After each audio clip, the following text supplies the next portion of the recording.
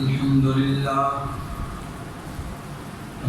لله نحمده ونستعينه ونستغفره ونعوذ بالله من شرور أنفسنا ومن سيئات أعمالنا من يهده الله فلا مضل له ومن يضلل فلا هادي له وأشهد أن لا إله إلا الله وحده لا شريك له وأشهد أن محمدًا عبده ورسوله اللهم صل على محمد وعلى آل محمد كما صليت على إبراهيم وعلى آل إبراهيم إنك حميد مجيد اللهم بارك على محمد وعلى آل محمد كما باركت على إبراهيم وعلى آل إبراهيم إنك حميد مجيد أما بعد فإن خير الحديث كتاب الله وخير الهدي هدي محمد صلى الله عليه وسلم وشر الأمور محدثاتها وكل محدثة بدعة وكل بدعة ضلالة وكل ضلالة في النار رب اشرح لي صدري ويسر لي أمري واحلل عقدة من لساني يفقهوا قولي رب زدني علما رب زدني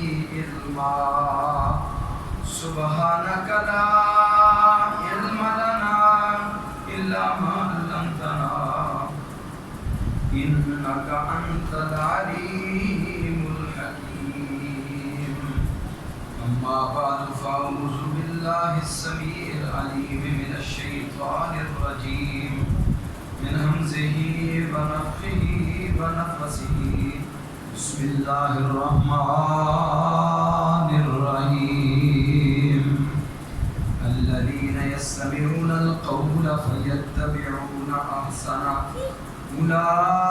أولئك الذين هداهم الله وأولئك هم أولو الألباب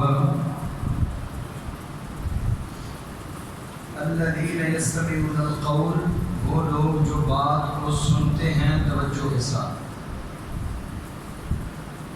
فَيَتَّبِعُونَ أَحْسَنَ اور جو اچھی خوبصورت بات ہوتی ہے اسے اپنا لیتے ہیں اسے پہلو تہی بے رخی اعراض اور دوری نہیں رکھتے اولئک الذین ھداھم اللہ یہ وہ لوگ ہیں جنہیں اللہ نے ہدایت عطا فرمائی ہے وَأُولَئِكَ هُمْ أُولُو الْأَلْبَابِ اور یہ وہ لوگ ہیں جو عقل مند ہیں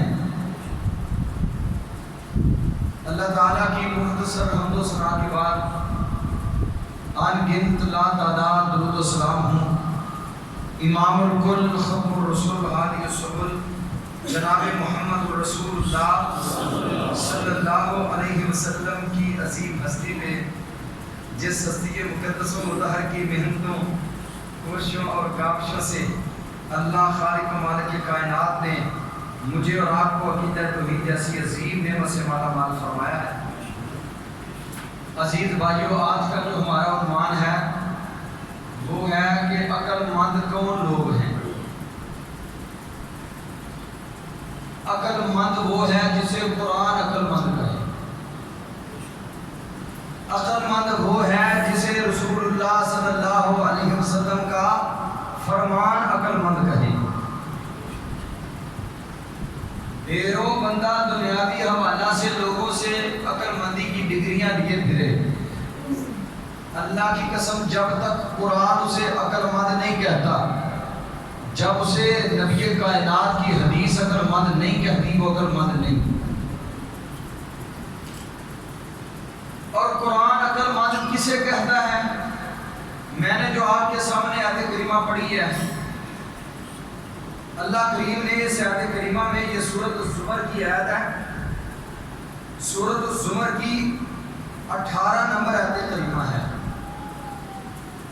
اللہ فرماتے ہیں عقل مند وہ لوگ ہیں جو بات سنتے ہیں، عقل مند وہ ہیں جو بات، توجہ ہے سب کی، عقل مند وہ ہیں جو بات کو اچھی طرح، ایک بندہ بات سنتا ہی نہیں، توجہ ہی نہیں، اس کے سامنے حدیث بیان ہو رہی ہے، اس کے سامنے قرآن بیان ہو رہا ہے، اس کی توجہ ہی نہیں، اسے عقل کیسے آئے گی؟ سب سے پہلی بات یہ ہے کہ عقل مند اس وقت تک بندہ نہیں بن سکتا جب تک وہ قرآن نہیں پڑھتا، قرآن نہیں سیکھتا، قرآن کا ترجمہ نہیں پڑھتا۔ جب تک قرآن کا ترجمہ نہیں پڑھتا، جب تک حدیث نہیں پڑھتا، جب تک اللہ کے دین سے واقفیت حاصل نہیں کر سکتا، اس وقت تک وہ عقل مند کیوں نہیں؟ عقل مند ہو سکتا ہے؟ آپ کہیں گے انگریز بڑے بڑے عقل مند نے، نہ قرآن جانتے ہیں نہ حدیث جانتے۔ بھائی ان کو میں اور آپ عقل مند کہتے ہیں، قرآن عقل مند نہیں کہتا۔ اللہ کہتے ہیں اولئک کالانعام، انعام کسے کہتے ہیں؟ چپاؤں کو۔ اولئک کالانعام بل ہم اضل، جو اللہ کی توحید کو نہیں مانتا، محمد رسول اللہ صلی اللہ علیہ وسلم کی نبوت اور رسالت پہ اس کا ایمان نہیں ہے، اللہ انہیں کہتے ہیں یہ چوپائے نہیں ہیں، چوپاؤں سے بھی بدتر ہیں۔ اب ہم نے یہ سوچنا ہے کہ کیا یہ ڈنگر، یہ چوپائے، یہ بھینسیں، یہ گائے، یہ عقل مند ہیں؟ کیوں جی آپ ذرا تھوڑا سا بولے نا صاحب، یہ عقل مند ہیں؟ شاید گجرا والا میں لوگ سمجھتے وہ عقل مند ہیں، کوئی نہیں سمجھتا انہیں عقل مند۔ اللہ کہتے ہیں انہیں عقل مند کہنے والوں میرے قرآن کو پڑھو، میں رب نے کہہ رہا ہوں یہ انعام ہیں، یہ چوپائے ہیں، جانور نہیں ہیں، بلکہ ان سے بھی بدتر ہیں، ان سے بھی افضل ہیں۔ کیا مانا؟ رب انہیں عقل مند نہیں مانتا۔ دنیاوی حوالہ سے ان کے پاس جتنی بھی عقل ہے، ہمارے نزدیک تو عقل مند وہ ہے جسے رب عقل مند کہتا ہے، جسے محمد کریم علیہ السلام نے عقل مند کہا۔ لوگ کیا کہتے تھے صحابہ کرام کو؟ صحابہ کرام کو کیا کہتے تھے؟ انؤمن کما آمن السفہاء، کیا ہم ایسے ایمان لائے جس طرح وہ بیوقوف ایمان لائے ہیں؟ وہ بیوقوف کنے کہتے تھے؟ صحابہ کرام کو۔ اب دیکھیں ہم کہتے ہیں یار بڑا بیوقوف بندہ سی، رسول اللہ صلی اللہ علیہ وسلم کے فرامین سنائے جائیں نہ مانے، ہم کہتے ہیں وہ بیوقوف ہے۔ کیوں؟ قرآن کہتا ہے وہ بیوقوف ہے، قرآن نہ مانے، قرآن نہ پڑھے، قرآن کے مطالب، معانی، مفاہیم انہیں سمجھنے کی کوشش نہ کرے، اللہ کہتا ہے وہ بیوقوف ہے۔ لیکن جو قرآن سیکھتے ہیں، قرآن سکھاتے ہیں، قرآن پڑھتے ہیں، اللہ انہیں عقل مند کہتے ہیں۔ دنیاوی حوالہ سے آپ ذرا تھوڑی سی ایک اور میں آپ کو مثال دیتا ہوں۔ یمن سے ایک بندہ آیا بیت اللہ الحرام میں طواف کرنے کے لیے، اس کا نام ہے طفیل۔ کیا نام ہے؟ طفیل الدوسی، ابو ہریرہ رضی اللہ تعالیٰ عنہ کے قبیلے کا، بلکہ اس بندے کی وجہ سے حضرت ابو ہریرہ مسلمان ہوئے۔ سردار تھا، بڑا پڑھا لکھا، بڑا زیرک، بڑا دانا، بڑا عقلمند، صاحب خلق تھا۔ مکہ آیا، مکہ والوں نے کہا طفیل بات سن لو، پہلے آپ عمرہ کرنے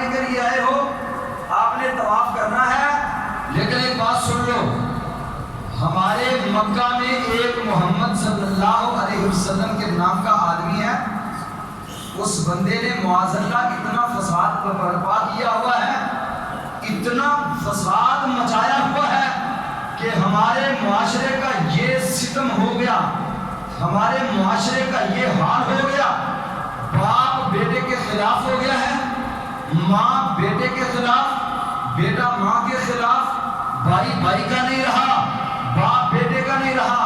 وہ رہنا کب تھا؟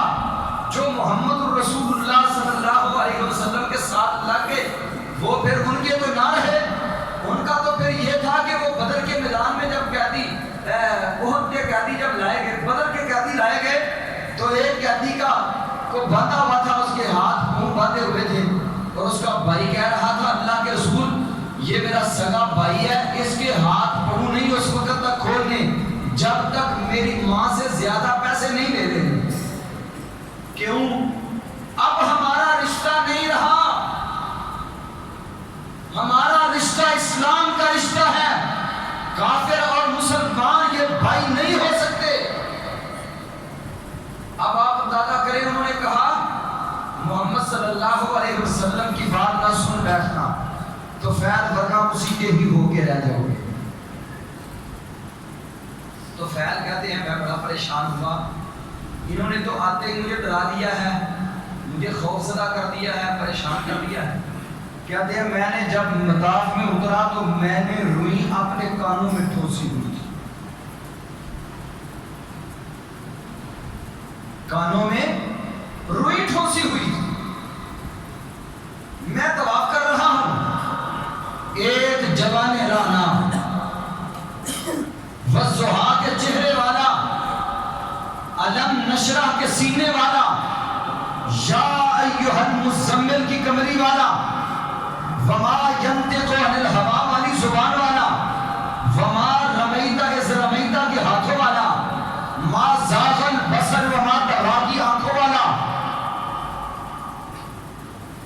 قیام میں کھڑا ہے، قرآن پڑھ رہا ہے، قرآن کی تلاوت ہو رہی ہے۔ یا ایھا المزمل قم اللیل الا قلیلا نصفہ او انقص منہ قلیلا او زد علیہ ورتل القرآن ترتیلا انا سنلقی علیک قولا ثقیلا۔ قرآن پڑھا جا رہا ہے، محمد کریم صلی اللہ علیہ وسلم قرآن پڑھ رہے ہیں۔ تو فیض کہتے ہیں میں چکر لگا رہا ہوں، طواف کر رہا ہوں، میرے کانوں میں آواز رس ہو رہی ہے۔ اب جتنی بھی روئی ٹھوسی ہوئی تھی آواز کچھ نہ کچھ تو پہنچ رہی تھی۔ تو فیض دوسی کہتے ہیں میں کھڑا ہو گیا مطاف میں، اور میں نے کہا تو فیض تو کتنا بیوقوف ہے، کتنا بیوقوف ہے، بات تو سنو، بات تو سنو، اگر سمجھ آئے تو مان لینا، نہ سمجھ آئے تو نہ ماننا، لیکن بات تو سنو۔ اللہ کیا فرماتے ہیں؟ الذین یستمعون القول، وہ لوگ جو بات کو پوری توجہ سے سنتے ہیں، وہ لوگ جو بات کو پوری توجہ سے سنتے ہیں، فیتبعون احسنہ، اور جو اچھی بات ہوتی ہے اسے پھر دل و جان سے تسلیم کر لیتے ہیں۔ اولئک الذین ھداھم اللہ، یہ وہ لوگ ہیں جنہیں عرش اللہ سے ہدایت کے پروانے مل چکے ہیں۔ وَأُولَٰئِكَ هُمْ أُولُو الْأَلْبَابِ، اور دنیا کے لوگوں سنو، یہ ہے عقل مند بندہ، اسے میں رب عقل مند کہہ رہا ہوں۔ اولئک اولو الالباب، یہ عقل مند ہے۔ تو فیض کہتے ہیں میں نے کہا تو فیض نہیں ماننی، مانا مانو، بات تو یار سنو، کیا ہو گیا؟ تم تو لوگوں کے فیصلے کرتے ہو، اور بڑے پڑھے لکھے آدمی تھے، بڑے دانے پینے تھے، اور اپنے معاشرے کے بڑے زیرک انسان تھے، اور بڑے ادیب تھے، عربی زبان کے بڑے ماہر تھے، اور فصحاء اور بلغاء کے اندر ان کا شمار ہوتا تھا۔ تو فیض کہتے ہیں میں نے اسی وقت روئی نکالی، اللہ کے پیارے حبیب علیہ السلام سورۃ مزمل کی تلاوت فرما رہے تھے۔ میں نے جب سورۃ مزمل کی تلاوت سنی، قرآن کا ترجمہ تو سمجھتے تھے، قرآن کے معانی اور مفاہیم ان کو تو جانتے تھے، قرآن کی لغت کے تو بڑے ماہر تھے۔ کہتا ہے جب میں نے قرآن سنا، اللہ کے نبی صلی اللہ علیہ وسلم نماز مکمل کر کے گھر چلے گئے، میرا دل بھی آپ کے پیچھے بھاگ رہا تھا۔ طفیل تو کیا سوچ رہا تھا، تجھے کیا بتایا جا رہا تھا؟ اور طفیل نکلا آگے سے کیا ہے؟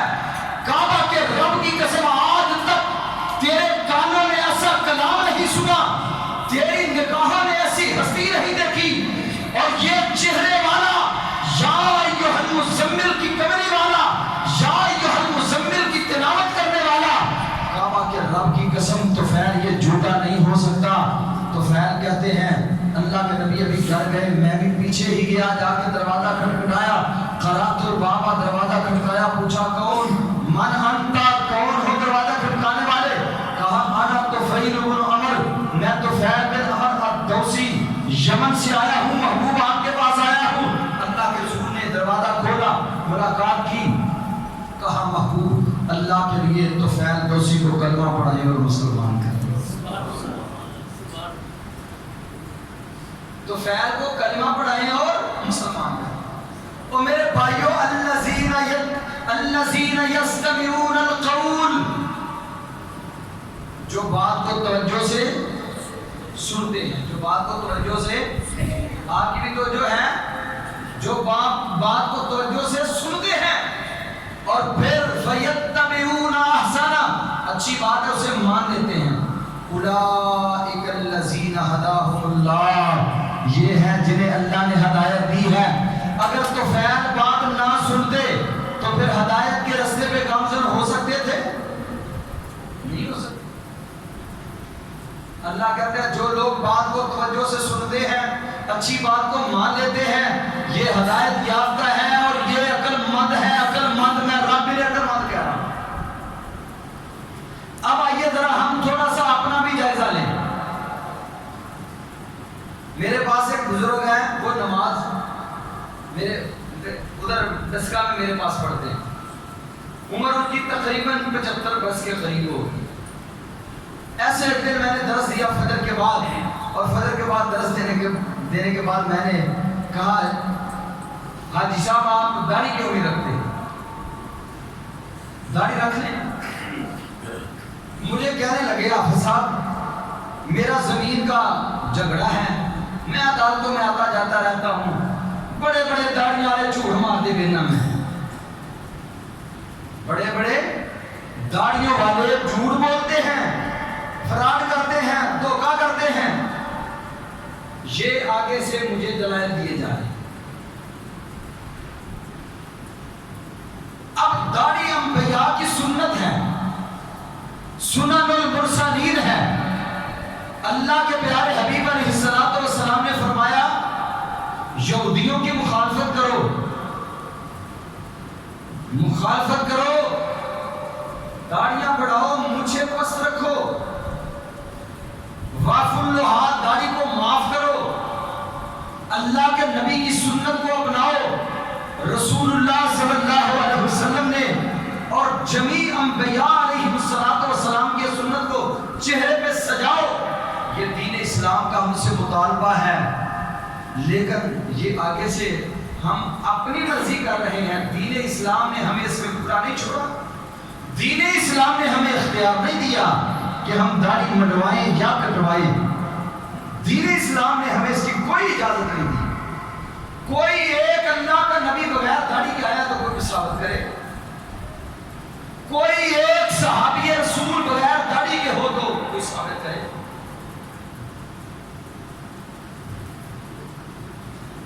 اب مجھے کہنے لگے داڑھیوں والے جھوٹ بولتے ہیں، عدالتوں میں نے دیکھا ہے داڑھیوں والے فلاں کرتے ہیں، فلاں کرتے ہیں، فلاں کرتے ہیں۔ اب دیکھنا یہ ہے کہ بات سننی ہے، اچھی ہے تو اس کو ماننا ہے۔ کیا داڑھی کی دعوت دینا بری بات ہے؟ کیوں جی؟ داڑھی کی دعوت دینا کہ بھائی آپ داڑھی رکھ لو، یہ بری بات نہیں۔ الذین یستمعون القول فیتبعون احسنہ، پیروی کرتے ہیں وہ اچھی بات کی، جو اچھی بات ہے اسے مان لیتے ہیں۔ اللہ فرماتے اولئک الذین ھداھم اللہ، یہ وہ لوگ ہیں جن کو اللہ نے ہدایت عطا فرمائی۔ اچھی بات سن کے آگے سے پھر مناظرہ بازی، آگے سے پھر وزن وسع، آگے سے پھر دلائل پیش کرنا، پھر دلائل بھی غلط پیش کرنا، اگلے بندے کو ڈی گریڈ کرنے کی کوشش کرنا، ایسے بندوں کو دین اسلام عقل مند کہتا۔ آپ اندازہ کریں کہ جو عقل مند لوگ ہوتے ہیں اچھی بات کو سماعت کرتے ہیں، وَيَتَّبِعُونَ أَحْسَنَ، اور اچھی بات ہوتی ہے اسے پھر مان لیتے ہیں، اس کی پوری پیروی کرتے ہیں۔ میں نے ایک حدیث کی کتابوں میں سے ایک مثال دی۔ اللہ کے پیارے حبیب علیہ الصلوۃ والسلام کے ایک صحابی تھے، کسی بندے نے اس کے متعلق پوچھا اللہ کے رسول اس کے بارے میں آپ کا کیا خیال ہے؟ آپ نے فرمایا نعم الرجل خریم، خریم الاسدی بہت اچھا آدمی ہے، لولا طول جمعتہ و اسبال ازارہ، اگر اس کی شلوار ٹخنوں سے نیچے ہوتی ہے، اپنی شلوار اوپر کر لے، تھوڑی سی ٹخنے ننگے کر لے، اور جو لمبی لمبی لٹیں رکھی ہوئی ہیں وہ کٹوا دے تو بہت اچھا آدمی۔ اب تو خیر خریم الاسدی رضی اللہ تعالیٰ عنہ کو کسی بندے نے جا کے بتلایا کہ میں نے یہ بات آپ کے بارے میں سنی، اللہ کے رسول صلی اللہ علیہ وسلم کا پورا فرمان اس نے تو خریم الاسدی رضی اللہ تعالیٰ عنہ کو سنایا۔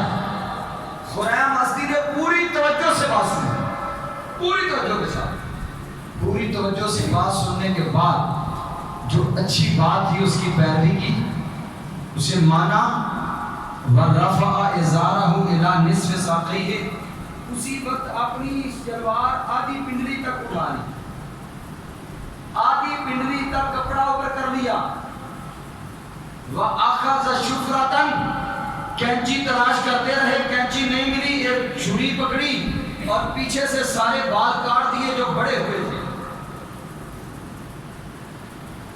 اس وقت خریم الاسدی نے اچھی بات کو سنا، پھر اس اچھی بات کی تابعداری کی، فرما برداری کی۔ اب ذرا تھوڑا سا ہم سوچیں کتنے 100 سال بیت گئے، خریم الاسدی دنیا سے چلے گئے، معاویہ بن ابی سفیان رضی اللہ تعالیٰ عنہ کے دور خلافت میں یہ فوت ہوئے تھے۔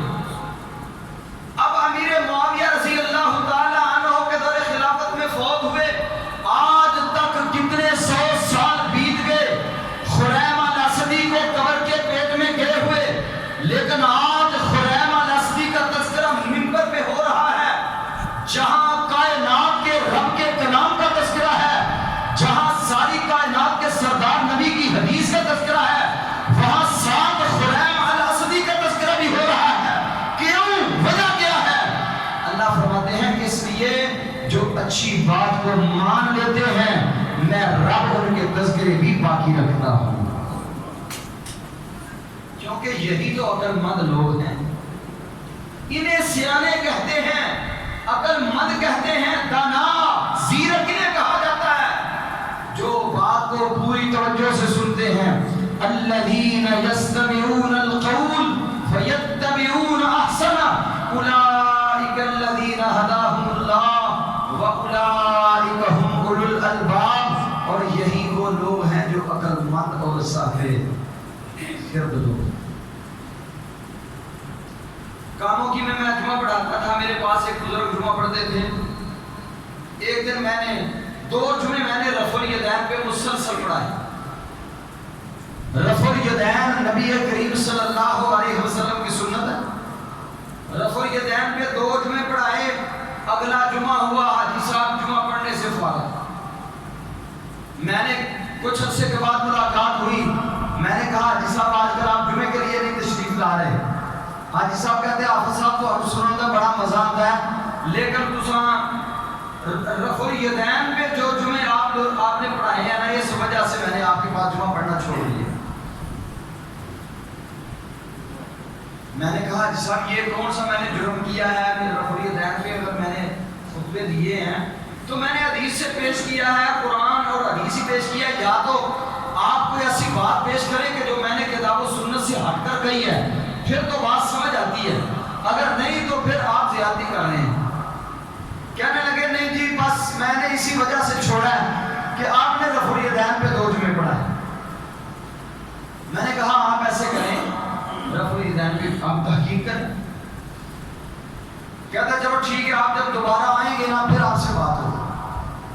کچھ عرصہ بعد میں پھر گیا، غلہ منڈی میں ان کی دکان ہے کاموں کی، غلہ منڈی میں ان کی دکان پہ بیٹھے ہوئے تھے۔ میں نے کہا اس آپ نے کہا تھا جب دوبارہ آئیں گے پھر بات کریں گے۔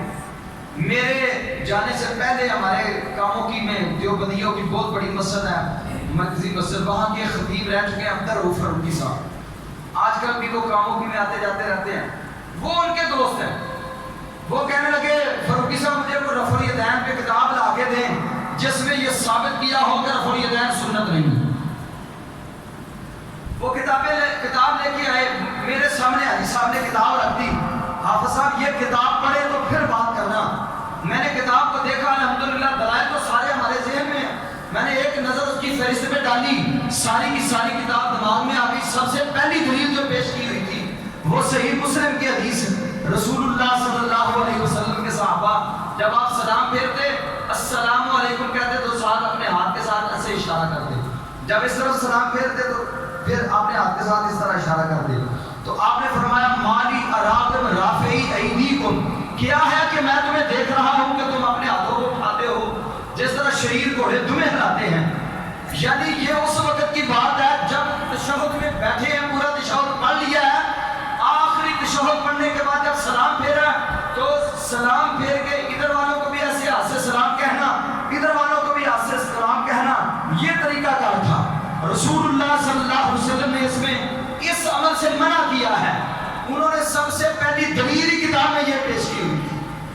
اب میں نے حاجی صاحب سے کہا حاجی صاحب آپ ایسے کریں، یہ جو انہوں نے دلیل پیش کی ہوئی ہے اس کے بارے میں ایک حنفی امام ہے جنہوں نے صحیح البخاری کی شرح کی ہے، امام عینی حنفی، عمدۃ القاری کے نام سے انہوں نے صحیح البخاری کی ایک شرح لکھی ہے۔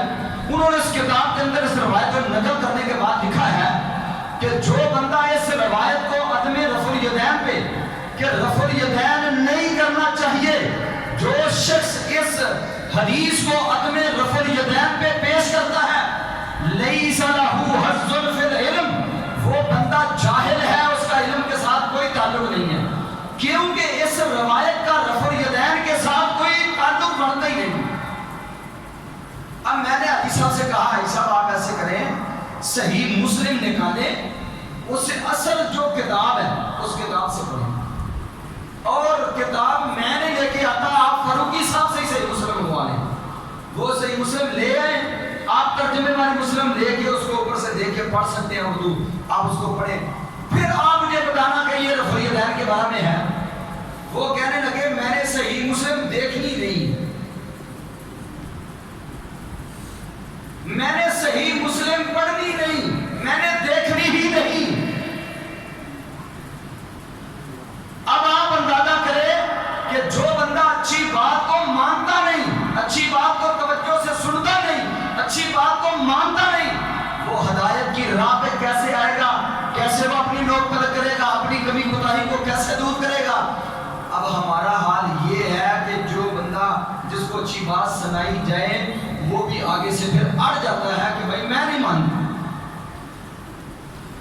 جبکہ صحابہ اکرام رضوان اللہ علیہ اجمعین ان کی سیرت اس بات سے بڑی بڑی ہے، اور اللہ رب العزت فرماتے ہیں الذین یستمعون القول، پہلے تو یہ ہے کہ بات کو اچھی طرح سننا چاہیے، دوسری بات اچھی بات ہو تو اسے ماننا چاہیے، اگر اچھی بات کو نہیں مانتا تو رب کائنات کے قرآن نے ایسے شخص کو متکبر قرار دیا۔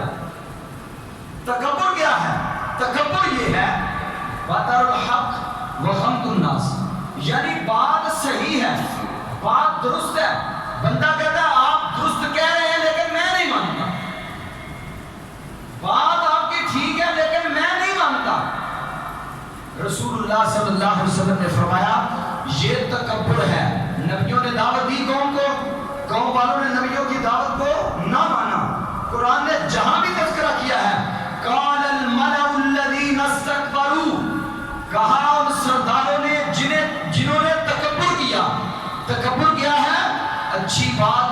اسے نام ماننا بھی تکبر ہے۔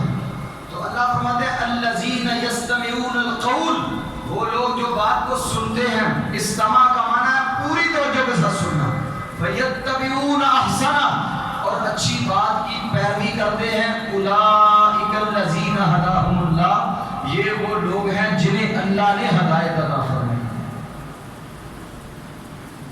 اب رفع الیدین کتنا بڑا عظیم مسئلہ ہے کہ صحیح بخاری کے اندر ایک بھی روایت عدم رفع الیدین کی نہیں ہے، صحیح مسلم کے اندر ایک بھی روایت عدم رفع الیدین کی نہیں ہے۔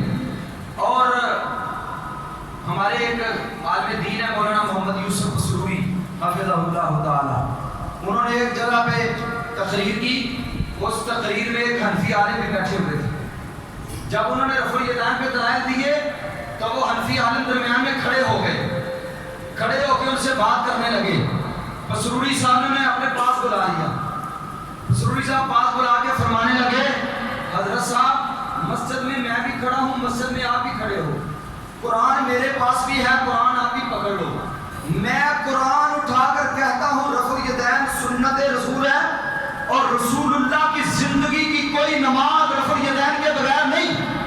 آپ بھی قرآن اٹھا کے کہو کہ نبی کریم نے ساری زندگی رفع الیدین نہیں کی۔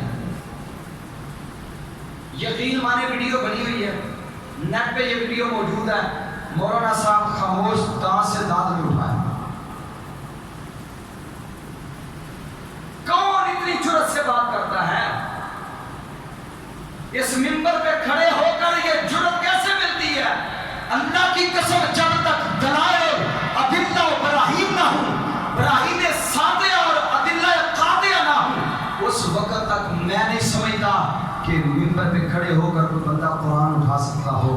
یہ اس وقت ہی جرأت پیدا ہوتی ہے جب رسول اللہ کے فرامین موجود ہوں، جب اللہ کے نبی سے صریح دلائل موجود ہوں، تب ہی عالم دین یہ جرأت کر سکتا ہے، ورنہ نہیں ہو سکتا۔ تو میرے بھائیوں میرے عزیزوں بات یہ ہو رہی ہے الذین یستمعون القول، اچھی بات کو سننا، سب سے پہلے اچھی بات کو سننا۔ نبی کریم صلی اللہ علیہ وسلم نے جب نبوت کا اعلان کیا تو کوئی بندہ آپ کی سیرت سے یہ ثابت نہیں کر سکتا، آپ کی پوری سوانح عمری سیرت نگاروں نے آپ کی سیرتوں اور آپ کے کردار کو لکھا ہے، اور سیرت پہ ہزاروں کتابیں لکھی جا چکی ہیں آج تک، لیکن کوئی بندہ یہ ثابت نہیں کر سکتا کہ آپ صلی اللہ علیہ وسلم نے صحابہ کرام میں کسی ایک صحابی رسول سے یہ بات کہی ہو کہ آپ نے فلاں مشرک اور فلاں مکہ کے بندے کے پاس نہیں بیٹھنا، آپ نے ابو جہل کے پاس نہیں بیٹھنا، آپ نے ابو لہب کے پاس نہیں بیٹھنا، آپ نے فلاں کی بات نہیں سننی۔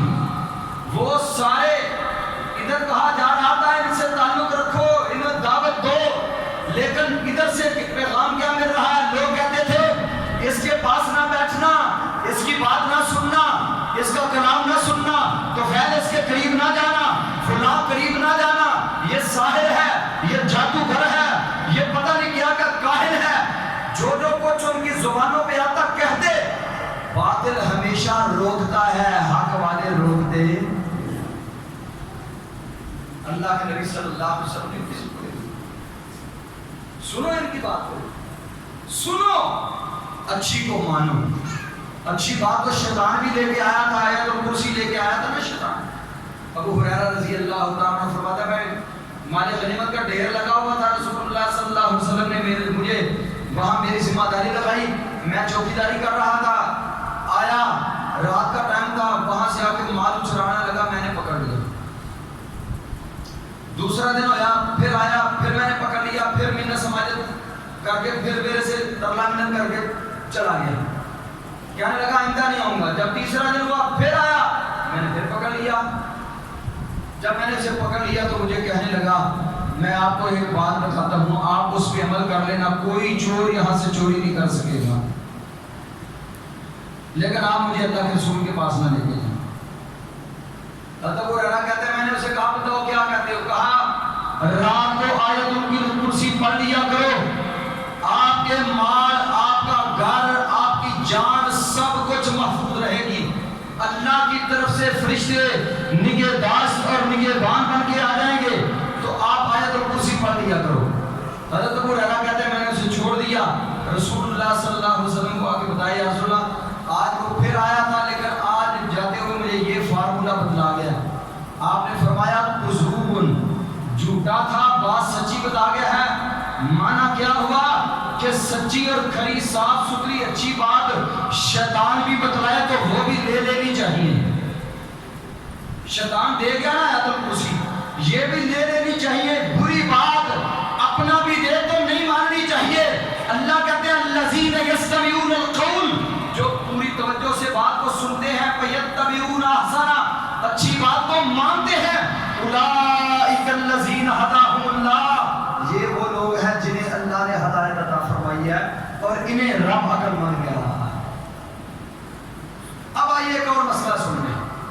صفے بناتے ہیں، کچھ ہمارے بھائی صفوں کے درمیان بڑا سارا خلاف رکھتے ہیں۔ رات کی بات ہے، میں ایک نوجوان کے ساتھ کھڑا نماز پڑھ رہا تھا، میں نے تھوڑا سا قوم اس کے ساتھ کیا، وہ کافی سارا پیچھے ہٹ گیا، ایمان کہ اس نے ساتھ والے آدمی کو بھی ڈسٹرب کر دیا۔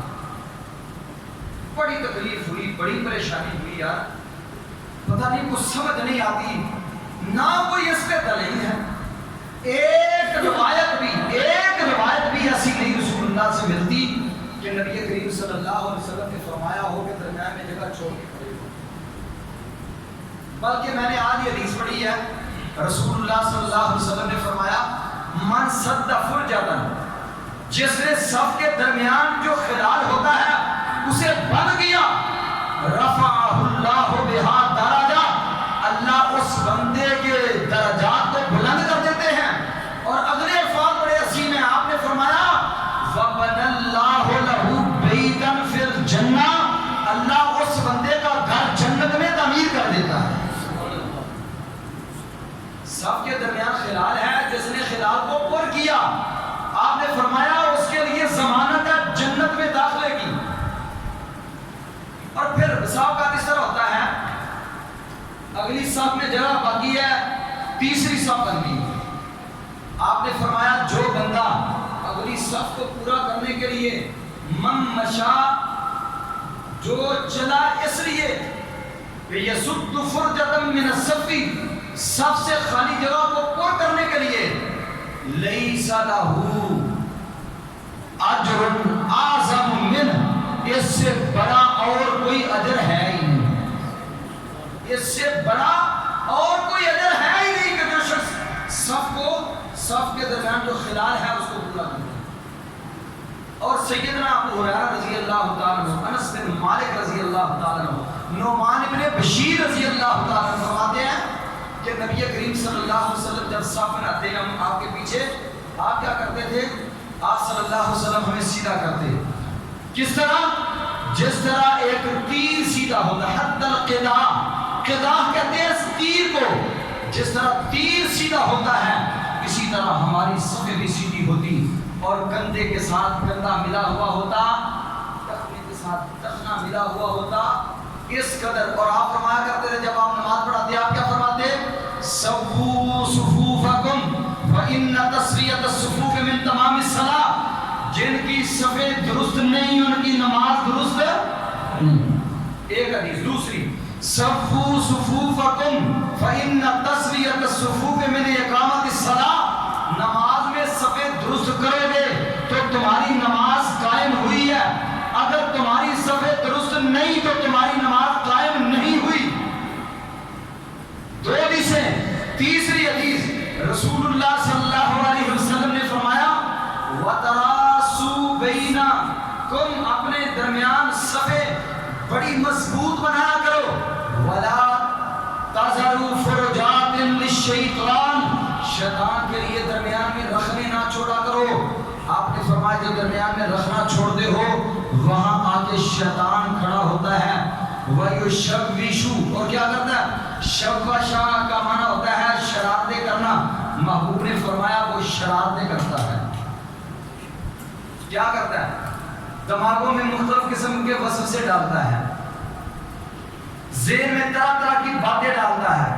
جن کی صفیں مضبوط ہوتی ہیں شیطان کو ان پہ حملہ کرنا آسان نہیں ہوتا، اور جن کی صفوں کے درمیان دراریں ہوتی ہیں، رخنے ہوتے ہیں، خلال ہوتا ہے، لوگوں کے پاس شیطان ان کے ساتھ کھڑا ہوتا ہے. اس لیے رسول اللہ صلی اللہ علیہ وسلم نے بڑے سخت الفاظ ہیں محمد کریم صلی اللہ علیہ وسلم کے.